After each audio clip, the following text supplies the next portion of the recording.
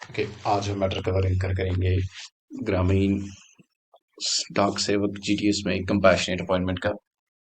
जहाँ पे जो डिसीज्ड हैं उनके बेटे को कंपैशनेट अपॉइंटमेंट दी जाती है, मगर वो ज्वाइन नहीं करते।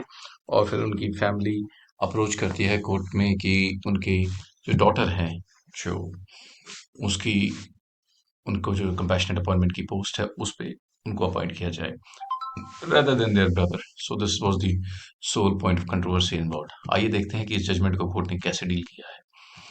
सबसे पहले जी डेथ होती है जो गवर्नमेंट सर्वेंट है 2015 में। उनके वाइफ, बेटा और बेटी, तीन होते हैं। फिर कंपैशनेट ग्राउंड पे दरखास्त लगाई दी जाती है और 2017 में नेसेसरी डॉक्यूमेंट दिया जाता है। नो ऑब्जेक्शन देते हैं मदर और सिस्टर। वेरी इंपॉर्टेंट कि हमारे भाई को लगा दिया जाए। और जीडीएस में उनको फिर 2017 नवंबर में अपॉइंटमेंट लेटर दे दिया जाता है दिसंबर तक, बट वो ज्वाइन नहीं करते। फिर 2021 में जो विधवा थी उनकी, वो एक बार फिर गुजारिश करती हैं कि उनकी बेटी को ये जॉब दी जाए, बिकॉज जो उनका बेटा है उनके बस में नहीं है और वो किसी भी प्रकार से फैमिली का रख रखाव नहीं कर रहा है। और वो चाहती हैं कि जो ये एंगेजमेंट है कंपैशनेट अपॉइंटमेंट की, वो उनको बेनिफिट बेटी को दिया जाए। फिर जो डिपार्टमेंट आता है वो para 15 of revise scheme for compassionate engagement of eligible dependent on deceased Gram Dak Sevak, जो 2017 में इशू होता है, रूल 15 का हवाला लेते हैं कि रूल 15 इनको नहीं सरवाइव करता, कि इनकी ट्रांसफर नहीं होनी चाहिए जॉब की कंपैशनेट की from brother to sister.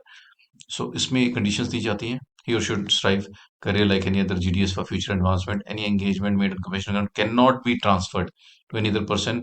Any request for the same on the consideration of compassion should be invariably rejected. यहाँ पे जो आप देखेंगे, जो वर्डिंग है वो है in case of person has been engaged. So court यही डिस्कस करती है कि यहाँ पे तो एंगेज ही नहीं हुए, बिकॉज जो उनके ब्रदर थे उन्होंने ये जॉब को एक्सेप्ट ही नहीं किया। सो ये जो कैटेगरी है वो इस केस में नहीं आएगी, because the person has not been engaged. ये तब होता जब वो जॉब ले लेते और फिर आप कहते कि हाँ भाई, इनकी जगह इसको अपॉइंट करो।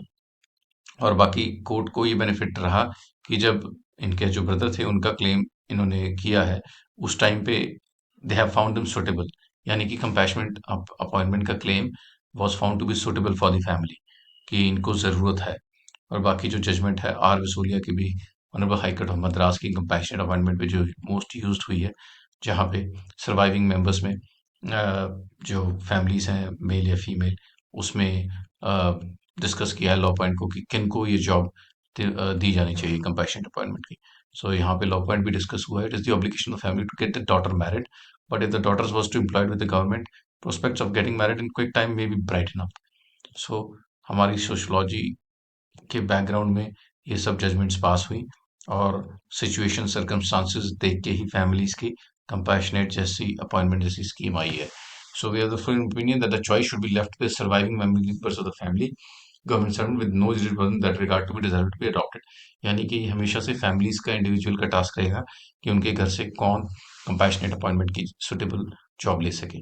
उसके बाद एक बॉम्बे हाई कोर्ट की जजमेंट है शिवांगी विठल, स्टेट ऑफ महाराष्ट्र 2023 की, एलआईसी की। और बाकी स्टेट ऑफ महाराष्ट्र 2017 की भी जजमेंट कोर्ट हुई है that to give appointment compassionate ground to the dependent of this in the policy can not be that rigid, it makes impossible. यानी कि कुछ लचीलापन होना चाहिए कंपैशनेट अपॉइंटमेंट पॉलिसीज की, अदरवाइज इतना डिफिकल्ट हो जाएगा कि फैमिलीज के लिए कि इनको अपॉइंट करना ही मुश्किल हो जाएगा।